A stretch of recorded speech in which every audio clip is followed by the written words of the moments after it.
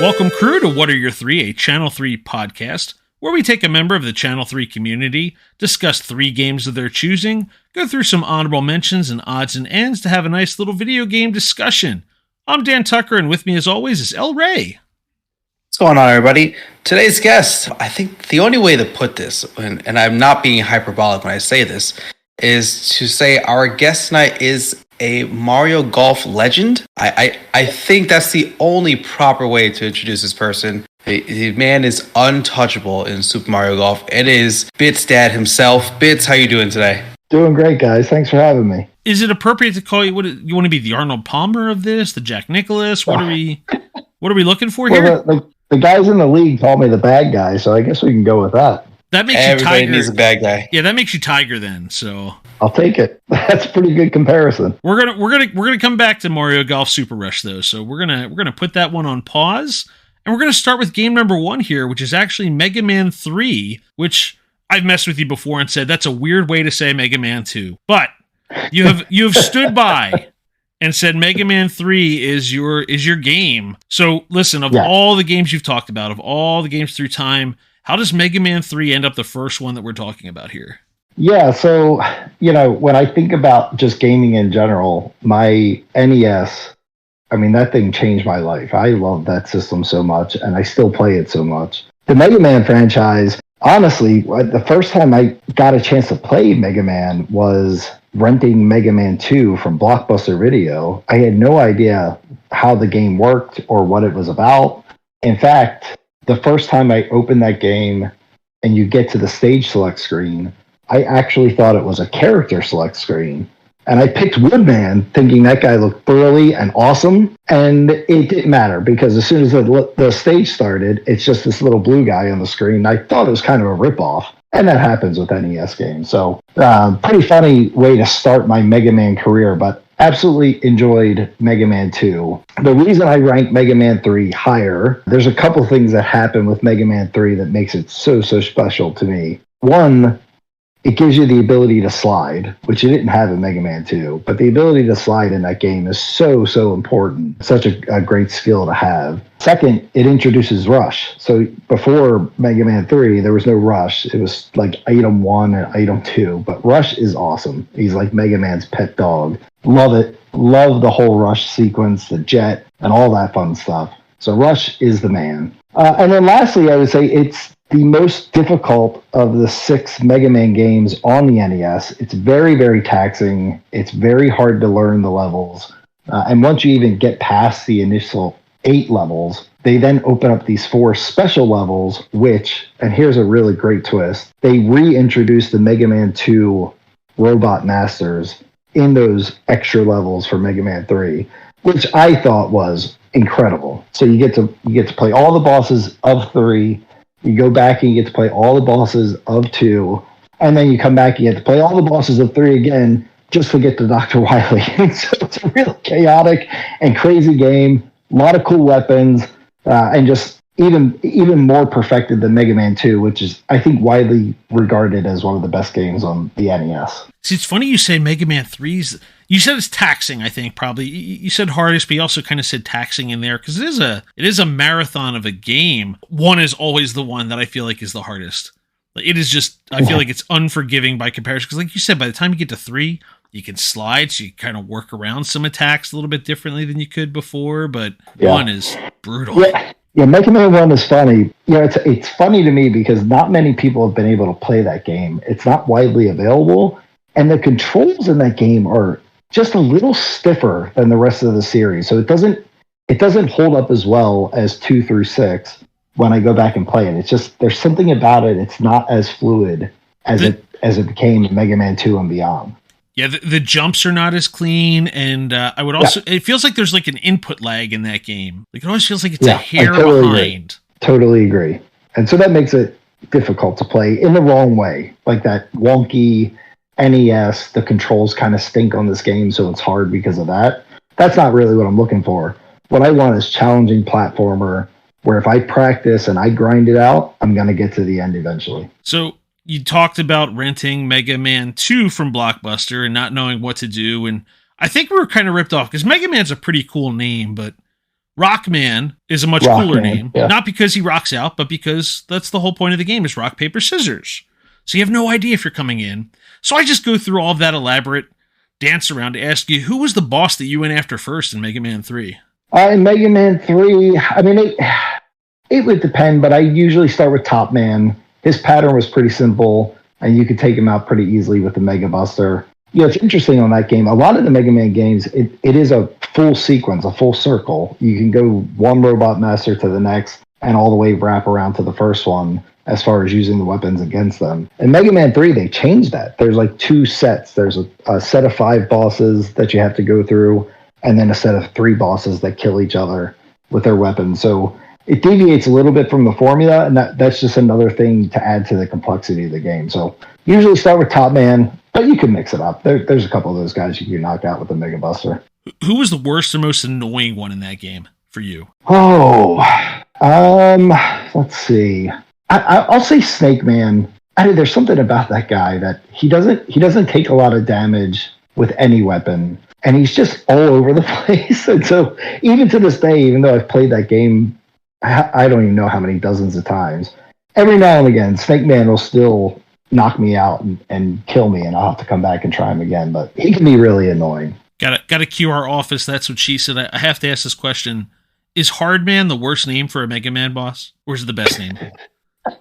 Don't have to answer that. You know what, don't answer that one. Don't answer. Move on. I gotta tell you, the one that sticks out for me is the hologram Mega Man fight, because I feel like that was one where I got stuck. I felt like even if I made progress in the game, I would get stuck at that one and just get wrecked. So that's a really tricky boss fight. There is like a little tell that you can tell which one of the 3 is the one you can shoot, and it has the same sort of transport, I guess, animation that Mega Man actually does. And the other 2 just sort of appear. They don't have that little bloop in there. Yeah, they don't have that beam in the same way. Well, I gotta tell you, right. 8-year-old me didn't know that as well.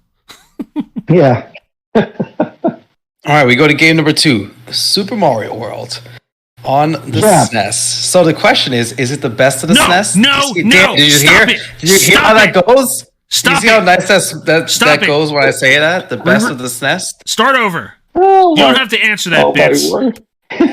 The best of the SNES? Is that your favorite one? I love that you two have this back and forth over what you call it. You know, when I was younger, I always called it Super Nintendo. That's what we called it. We called it the Super Nintendo. We didn't call it SNES. We didn't call it SNES. It was my Super Nintendo. So that's how I always think about it. So that's perfectly acceptable. That's okay. That's okay. Yeah. So with Super Mario World, is it your favorite Mario on the Super Nintendo? I'm going to go with that now. Super Mario World is my favorite Mario game, period. That game is as close to perfection as you can get, especially for a side-scrolling platformer. I had a buddy in grade school that had gotten a Super Nintendo, and he had Super Mario World pretty soon after it released. And he invited me over the weekend that he got it, and we stayed up all night, and we just played Super Mario World. I mean, we didn't sleep at all that night. It was one of those crazy memories that you have as a kid. And that game, I mean, it is just everything that was great about Super Mario Brothers 3. They perfected it in Super Mario World. Getting the Yoshi is so cool the first time you do it. You start eating a bunch of apples, and then he like poops out a 1-up or something. I mean, it's just so great. The cape power-up has got to be the greatest power-up ever in the Mario series. I absolutely love it. I love being able to float across the screen. And if you can perfect that skill, and you really need to perfect that skill if you're going to go to that Star Road and open up all the different levels there, the Radical Stage and whatever they were all called. It was pretty fun stuff. But those levels were so challenging. You had to be so really good at utilizing the cape and the different Yoshis just to get through it. So again, some difficulty there, but man, oh man. I mean, I still go back and play that game, and I've played it with my kids, and it holds up. I mean, it holds up better than any game prior to 2000 that I can think of. It's so purely good, and I can't find a flaw with it. I absolutely love it. I think it's the best of the Mario series, and frankly, nothing even comes close to it. Nothing since then has even come close to touching it. It's the king. Wow, what a description. I think Bits answered every single one of my questions. in one monologue. I mean, I'm like watching here, like, oh, he just said that part. Oh, he just said that one. That was so good. All right, how about this though? Here's one thing I remember from it because I'm trying to think of some extra stuff. The music in that game, like when you say everything was perfected, they changed the music. That's like something I remember about the game. 1, 2, and 3 have this very kind of distinct kind of rhythm to it, and then this one gave you kind of like this island music. And I remember that music standing out, thinking, "Oh, this is the Yoshi music now," because they kind of continue that again.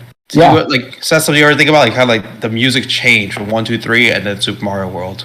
Yeah, I mean, I think your music might be an underrated component to some of the earlier games, especially on the NES, but it's true for the Super Nintendo too. You know, you almost want the music to be catchy enough that it sticks with you and you can remember it, but not so crazy that it takes over the gaming experience. Like you don't even realize you're learning the song in the back of your head, but then you'll be in the shower or something and you just start whistling the Super Mario World theme or Legend of Zelda theme or whatever it is. There's so many iconic sounds. But yeah, Super Mario World, I always liked the music in that game. I thought it fit perfectly. The stages where you're within a cave, you know, it's sort of that ominous type of music, the ghost houses, really cool stuff. I mean, it was just sort of spooky and creepy. And so, yeah, the music in that game is excellent. So when you were playing it as a kid, were you getting all the extra like secret levels and all the extra blocks, and here's the little extra world with it's like a supply closet essentially when you need power-ups? Yeah, so I mentioned my buddy had gotten it right away, and when we first realized, it doesn't take very long into the game before you get to the first level where it has split roads where you can go 2 different directions depending on which exit you take. And it's noticeable because those worlds on the map are a red dot instead of a yellow dot. And so when we got to the first red dot stage, the two of us were just like, why is this one red? Does that mean it's super hard? Is this going to be a boss fight? What does this mean? And we wound up going through an exit and it took us down to a ghost house instead of what looked like the natural path. And so we started hypothesizing and trying to guess, well, what does that mean? And can we go back? Is there a different way to exit? Because we use a key to get out of the world and we didn't go through a traditional exit. And so we were going back and forth. So yeah, we kind of figured it out pretty early on that some stages allowed you to exit 2 different ways. Some of them were tricky to find. That supply closet that you mentioned, I think we wound up seeing that in a Nintendo Power magazine or something like that. I can't remember. But it was hard to figure all of that out by yourself.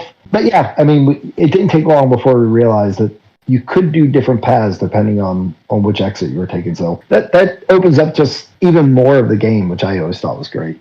Yeah, no, I agree with you. There's so many secret paths. And when the Super Nintendo was out, that's not something you just knew. Luckily, a magazine came or they had the Nintendo hotline you can call and say, hey, help me out with this. I forgot about the hotline. Right? That was big. You couldn't Google things. Look at Ray flexing that old man knowledge. I know things. All right, I know things. I was alive. See, I'll say one thing because go ahead, Dan. The funnier thing for me is going and playing this with my kids and hitting those levels and going for the secret exit and not even realizing it.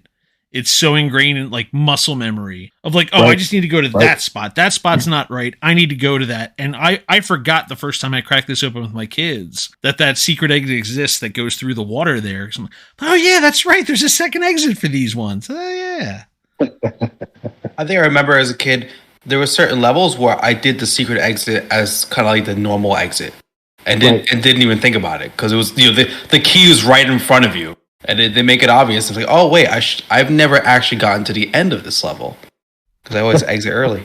I'll say the last thing, because you talked about singing the music without even thinking about it. My son was here the other day, just working on some paper worksheet, writing words out. And I'm from upstairs, I hear noise.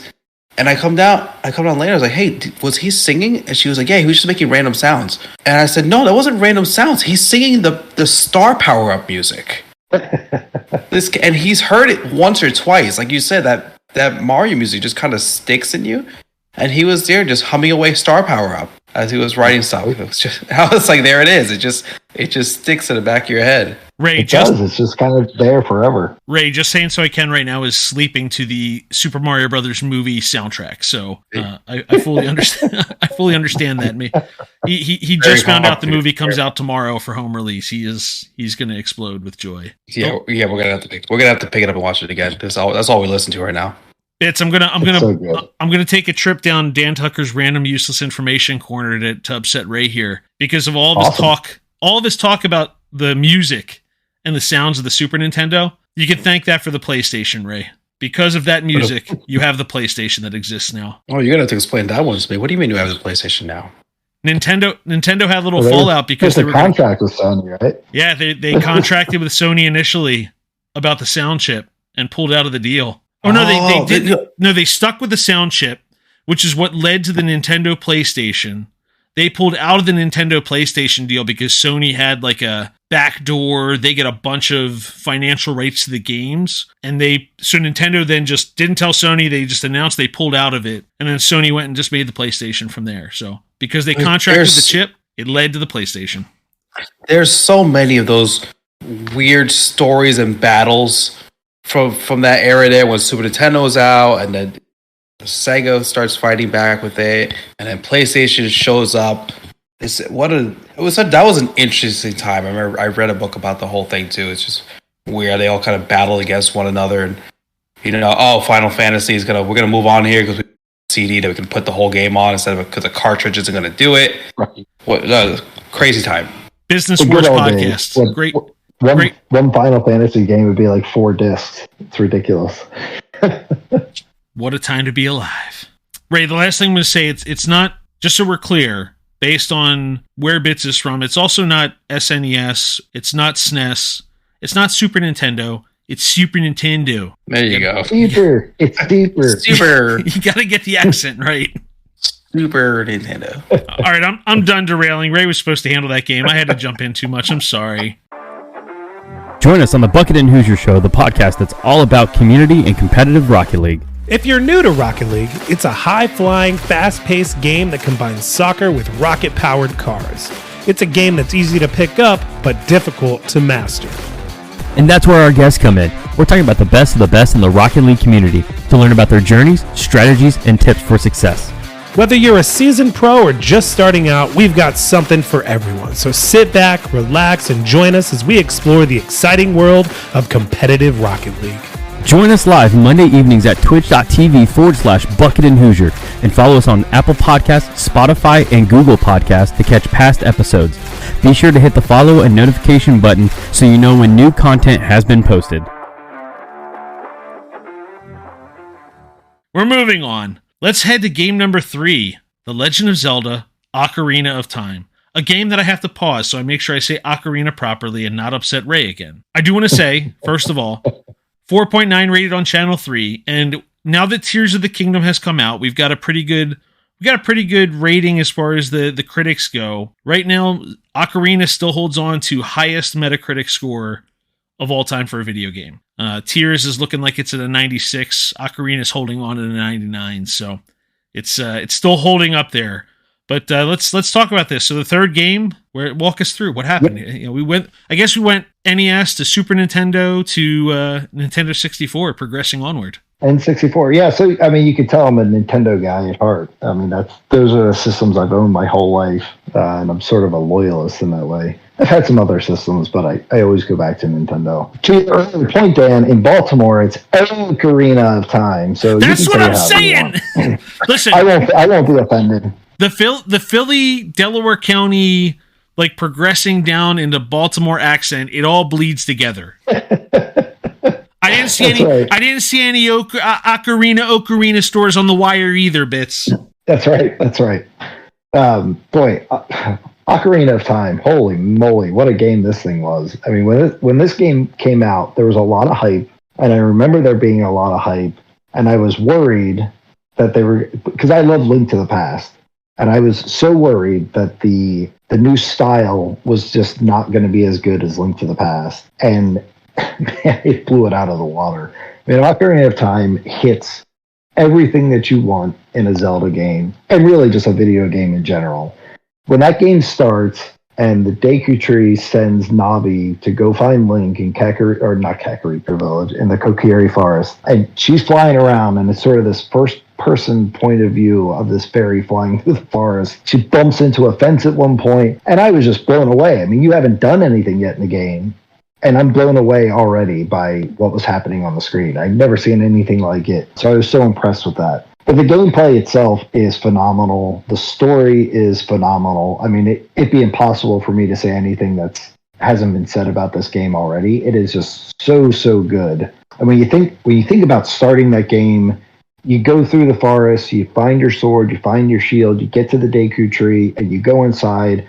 And that whole inside the Great Deku Tree is very much a tutorial phase, right? I mean, that whole dungeon is set up to be sort of a tutorial. There's a whole lot of stops for, hey, listen. And that's fine. I think you need that in a game like this. But man, when you walk into the boss lair and Goma is up on the ceiling, and the first time you play that, it's dark, it is spooky.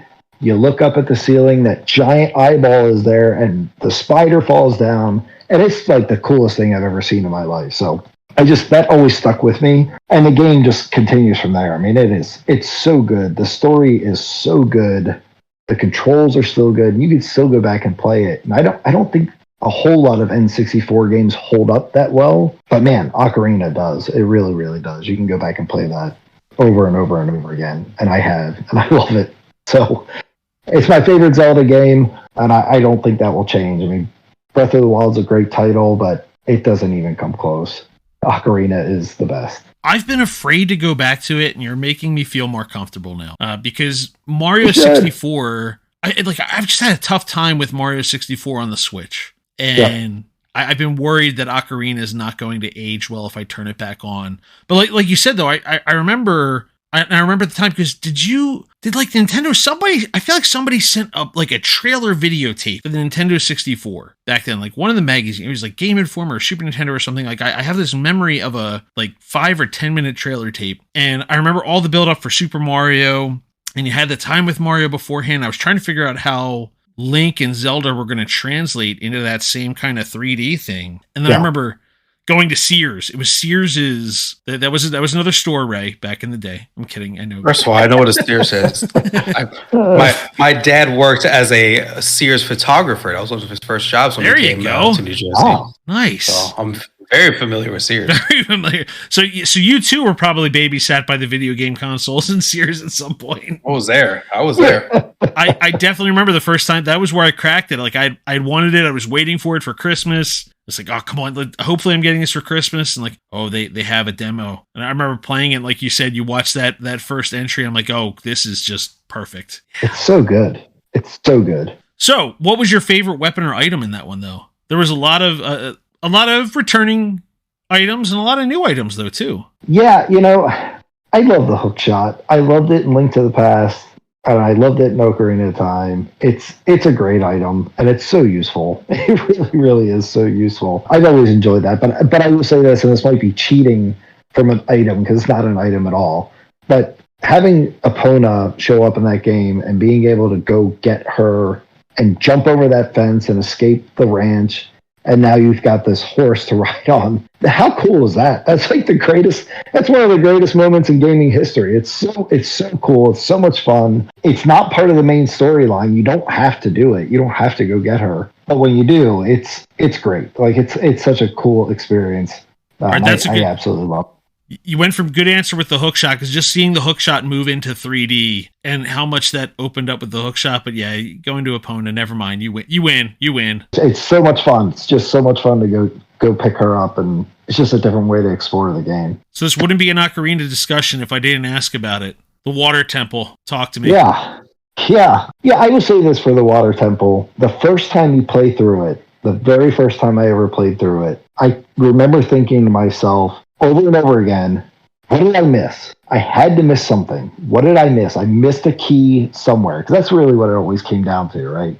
You're sort of going through the different levels, trying to find the different keys as you keep unlocking little components and compartments that you couldn't access before.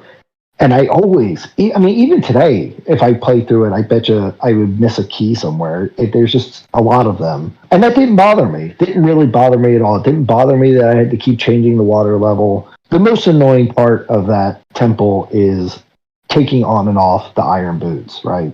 Having to pause the game, go to the menu, unselect the boots or reselect the boots.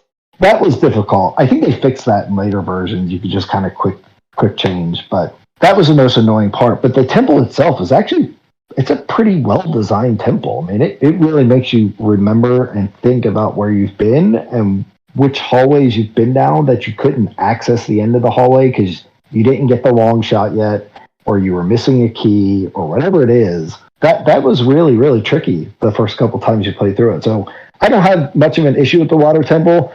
Between the iron boot situation, which was a little annoying, the boss fight in that temple is not great. And I think most people complain about the level of the whole temple itself. I think the worst part of that temple is the boss fight. It was kind of, a letdown. Because you're just happy you're out of that temple. That's all that matters at that point. I guess so. It gets more of a bad rap than it should. But I understand where it's coming from. I played through that game 3 times, and every time, like I played through the game, I played through the game again immediately, and then I picked it up a few years later in college, and every time it was just like I ran into a brick wall. Oh, great game. Give it a try to get on the Switch. I played through it when it released on the N64 app or whatever it is on the Switch. It's worth going back. When I'm done spending 7 hours on the introduction of Tears of the Kingdom and the first 3 shrines, as Ray smiles and nods, and like this is probably supposed to take about 45 minutes, but I'm taking about 3 hours, and I'm bulked up. I'm ready to fight Ganon now. Let's go. Yeah, man, I tell you, I'm in the same boat. I didn't get a whole lot of time this weekend to play Tears of the Kingdom. Mother's Day weekend, we had a lot going on. But obligatory shout out to Jedi for calling out Nintendo's marketing people for that. Yeah, what was that about? But in any case. Yeah, same thing. Like I felt like the tutorial, like at a point, I didn't even think I was in the tutorial phase anymore. Like I thought I'd gone beyond it, but I hadn't. I really hadn't done anything yet. So I'm excited to really dive into that game once I get a little bit of time. I'm really impressed. I'm going to end my Tears discussion with this. I'm just going to say I'm really impressed because there are 3 of us playing it. Me, who spent 200 hours on the first one, a lot of hotel time traveling back for work at that point in time. About 200 hours just playing through Breath of the Wild once. I have Just Saying So I Can, who has played through the game 5 times, never fought Ganon. He just refused to finish it. That's an entirely different conversation. He continually reset the game, beat all the Divine Beasts, including just playing as many of them as he could with just 4 hearts. He would just do that. And now my daughter is going through, she did not really play Breath of the Wild, but she is torn through at 8 years old, the first 3 shrines. And I'm really impressed because, again, her lack of knowledge of it, the game is doing a really good job. Like, you can either, if you know Breath of the Wild, you can ignore all the little constructs that are trying to teach you things and just go play the game. Right. Or you can stop and talk and learn the things again. Now, there are some differences in some of the new stuff with all the Zonai stuff and all that. Or you can just kind of go with it. So they did a really good job, I think, with this of balancing, hey, listen, if you're here for Breath of the Wild 2, we got you. If you've never played Zelda before, we got you. They're good either way. I totally agree. I mean, I feel like with the Zelda franchise, they never really let you down. I mean, you can debate. People will debate over Wind Waker or Twilight Princess or whatever it is, but at the end of the day, they're all excellent games. All right, let's move into the honorable mentions. We're going to talk about 3 games that did not quite make the cut here. We alluded to game number 1 here. The slayer of the dad gaming in Mario Golf Super Rush. So let's talk about this. And the other, in one hand, you have Nintendo's marketing blunder of releasing Tears of the Kingdom Mother's Day weekend. And on the other hand, in infamous tirades in Nintendo marketing history, they released Mario Golf Super Rush the weekend after Father's Day. They got these messages wrong.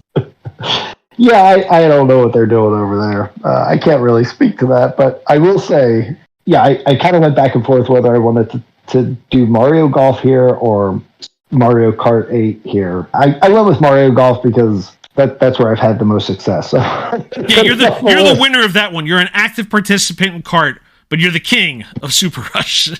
Right, and the reason I say both of those games is because that is really the gaming community that I'm in now.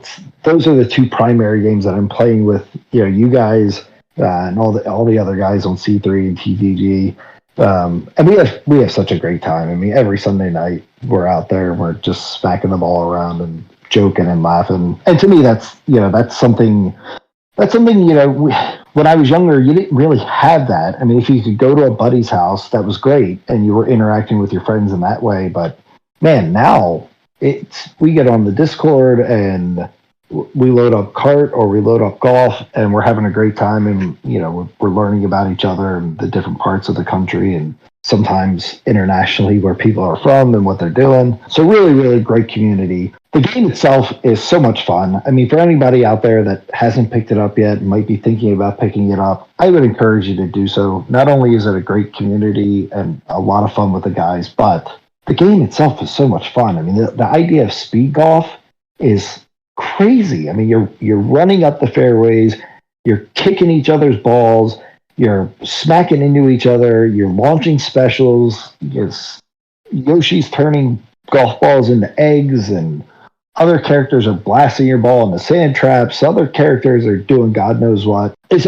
is a lot of fun, and every time you play it, it's a little bit of a different challenge. There's plenty of different ways to set up the courses. But we have a really, really good time. So I would encourage anybody who enjoys some competitive but fun golf or other sport-related games, it's a good one to get into. I remember learning a lot of the things you mentioned as a group. Specifically, again, this is a game, like you said, it's better playing with a group, but I remember the first time seeing someone, I feel like it was 022 who discovered a lot of the offensive maneuvers. I just remember the first time seeing someone's ball get kicked, like, wait, what, did you just run and kick their ball while you did that? Oh, yeah. Oh, yeah. And I mean, it's crazy. I mean, you play with a guy like bitzdad, and he is so good at disrupting other players' shots and just taking advantage of what the game allows him to do to knock you off your path or throw you off a little bit. He's so good at it, and it's playing around with him will make you educate yourself on how that game works. Well, and he doesn't do it just to troll you either. He will win those rounds. That's not just like, I'm going to come here and just make you miserable and ruin your game. No, it is a specific strategy to get in your head, disrupt your game, and he just plays calmly and goes and beats you. He does, and he's excellent at it. He's got a championship. A lot of those guys do, so it's a lot of fun. I encourage anybody to come out and play with us. I was going to say, you mentioned the Yoshi eggs too. I remember when we all found out, like, hit the pin with the Yoshi egg. Chip it into the pin. Chip it from the green, hit the pin. Yeah, they've tweaked that a little bit. It's not as sure of a thing anymore. It goes in a lot, but there's a higher chance now, I feel like. Yeah, but it's not 100%. So settle it for us here, Bits. I remember we were watching the trailers and all of us kind of collectively reacting beforehand, and you talked about who would have thought about the speed golf and ramming and tackling on the greens and on the fairways. What's your pick? Speed golf, traditional golf? If you had one. Yeah, I mean, I think I'd have to go with the speed golf. That's how we've decided our playoffs and our championships since we've really started playing as a group. So, it adds that extra layer of complexity and a challenge, and it just feels more competitive when we do it that way.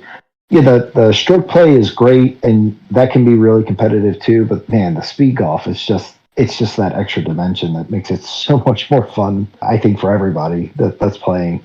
Even guys that are brand new to the game, they get a kick out of it. So if you're going to play a random course, you're going to play a random round, but you're allowed to pick your golfer. Which one do you go with and why?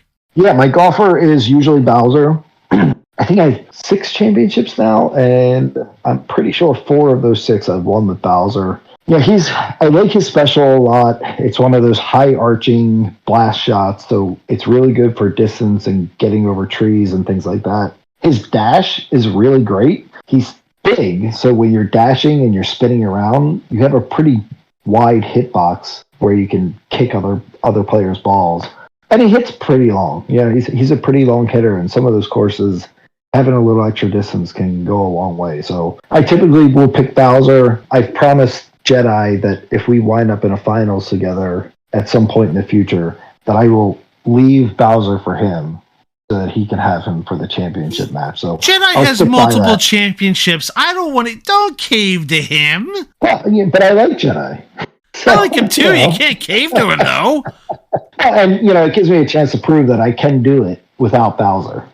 Now you're just flexing. I'm trying. Oh, you say like, I got 6 championships. Who's counting? Somebody's counting. every time I win one, I go upstairs and I tell my wife, I'm like, hey, I won another golf championship. And she's like, okay, great. She doesn't care. And I'm like, why are the boys asleep? They would care. Like, let's wake the kids up. They'll care. We appreciate you. Thank you. All right. So next game, second game on the honorable mention list, Street Fighter 2, which you and I just played a couple weeks ago together. We were in that Saturday night for fighting. We did. So, that was a fun event. I hope we do another one with Street Fighter 2 there. That was a lot of fun. Ray kicked my butt and moved on. Did you win the whole thing? No, I did not. I got hugged. By Darth Smeagol. Oh, that's right. Got knees to the face over and over and over again. Honda took him out. That's right. So Street Fighter 2 we owned it on the Super Nintendo. That's primarily where I played it. It was either there or it was at the local arcade, which was in East Point Mall in Dundalk, Maryland. The arcade was called Aladdin's Castle. Loved it. But they had a Street Fighter 2 set up, and we would play in there when we got the chance. But the reason I put Street Fighter 2 on this list is, as I mentioned, we owned it on the Super Nintendo, and my father would actually play that game with us. He didn't play a whole lot of the games. He wasn't very good at the games. So he would play that, and funny enough, he would play as E Honda because my father is kind of built the same way as E Honda. So he would play as him. And he was kind of the same way, where he would just kind of jump and kick and try to grab and hug you and just smash the buttons until he beat you or until you hit him with enough Hadoukens that he died. So, but we had a lot of fun. When you get that chance, you have that experience with one of your parents. I think that's pretty special. Yeah, it's funny now. I get to watch him with his grandkids, and they're all into Gorilla Tag is what they're into now on like the Odyssey, that and the Beat Saber. So they've had him try those games, and he looks ridiculous swinging his arms around. And so it's been a lot of fun to sort of see it evolve from Super Nintendo Street Fighter 2 up to this. But that's why I put this one on the list. It's very nostalgic. It's a great fighting game. I think most people that have played it recognize how important that game was to just fighting games in general. It's a lot of fun. Great character selection. A lot of fun to play. Really cool moves. I mean, Hadouken, everybody knows what that is, and it's probably because of Street Fighter 2. Well, when you talk about games holding up, we've talked about other ones on this list here, like the button combinations of this game are the same button combinations today. Yeah. Right? Any fighting game, you could try and you could press down, diagonal, forward, and attack, and something comes out. So some blast attack comes out when you put in that combination. Even Super Smash Brothers even puts them in. Yeah. They got the Street Fighter characters and said, if you use the combos, which you already know because we're not changing them, the moves will be better. Yeah, and it's like you said, we just played it for a C3 event a week or two ago, and it was still just as fun as I remember it being. It holds up. It's very playable. I just really enjoyed it. I think it's one of the best fighting games I've ever played.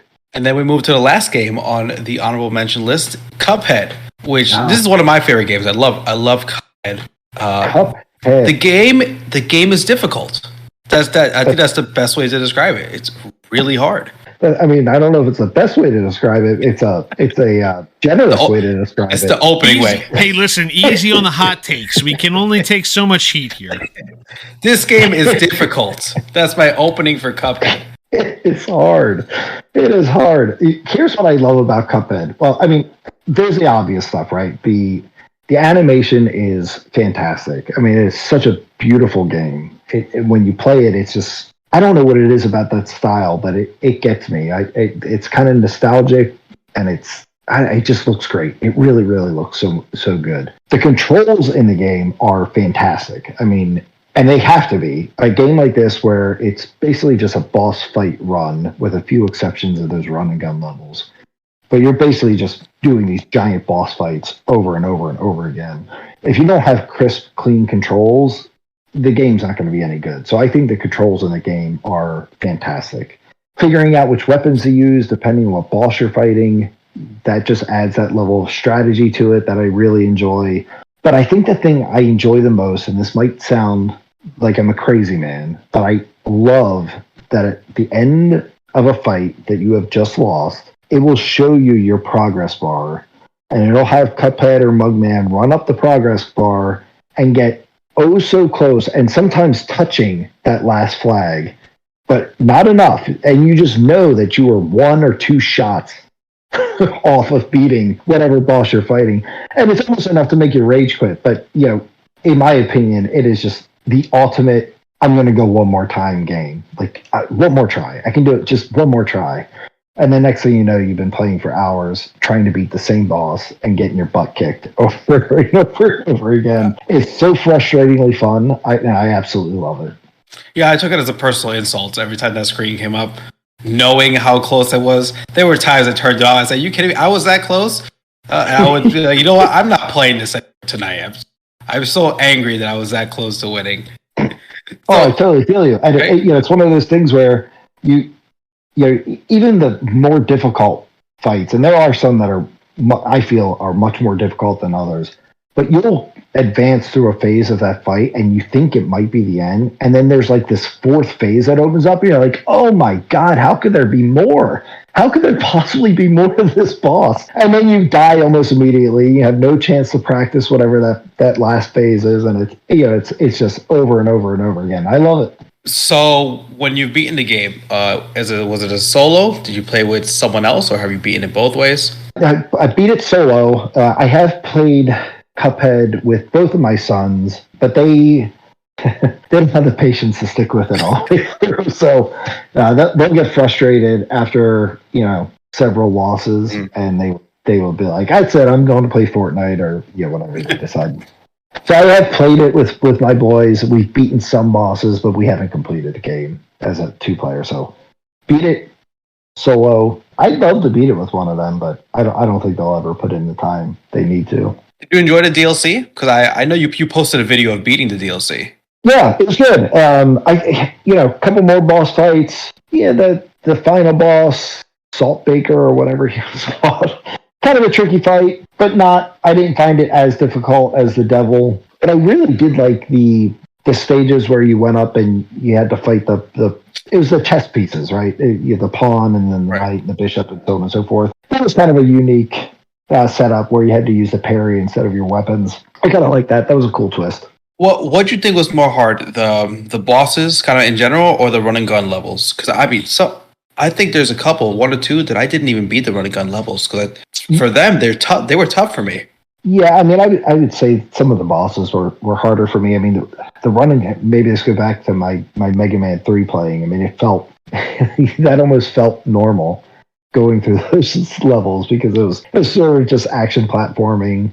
And after I'd pick up a couple of patterns here and there. The thing I found most difficult about those levels were I wanted to get every daggone coin available so I could buy more power-ups. And so I'd find myself dying over and over again just trying to get one stupid coin that I couldn't reach. And so it was like I could beat the level, but I didn't get all the coins. So I got to try again. Like I need to have those coins. So yeah, I mean, I would say some of the boss fights were more difficult in general, but those running guns, they're tricky, man. I mean, you got to put in some time before you figure out all the patterns there.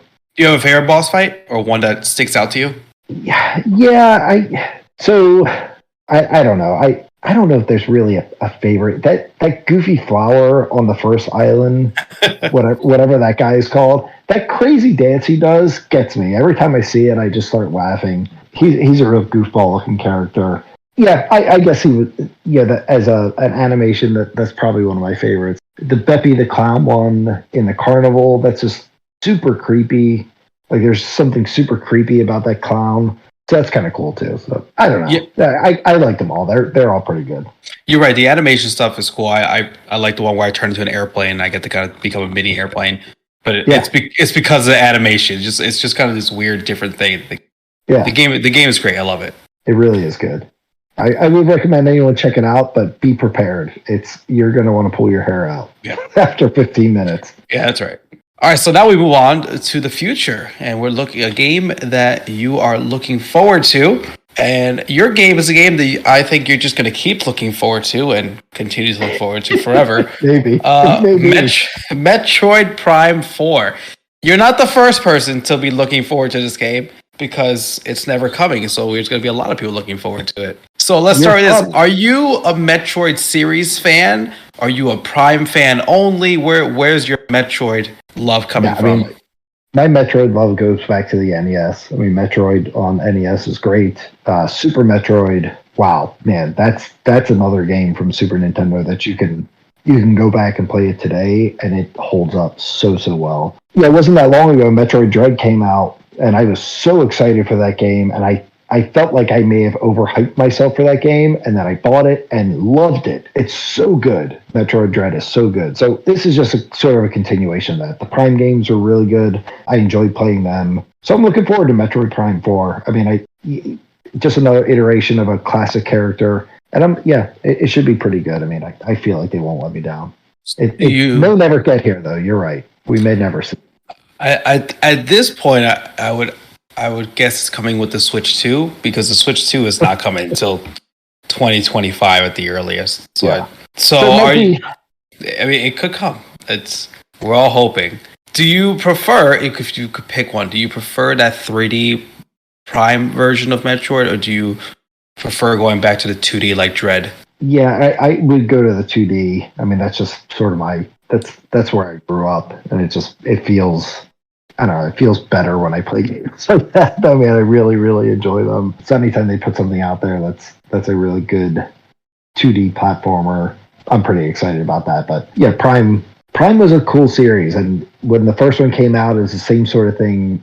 It's the same way I felt about Ocarina of Time, in that would that different perspective, the way they were changing the game, would that impact how much I enjoyed it? And it was different for sure, but I really like the Metroid Prime games. So we'll see. Hopefully it'll be here before 2025, or at least while I'm still alive. That would be nice. Now onto a question from the Channel 3 history books we pick for you to discuss here with us tonight. We don't tell you about this one. We pick one and we surprise you with it. See where we go from there. So the quest that we picked from your history, what is the first game you played with your significant other? I remember this. The answer was Contra. I've had an NES my whole life, and when I went away to college, I didn't have one there. And when I moved back to the Baltimore area and got my own place, I was like, I've got to go find an NES and start building my library. When my wife and I first started dating, I had it set up in my apartment, and she asked if we could play, and I was like, sure.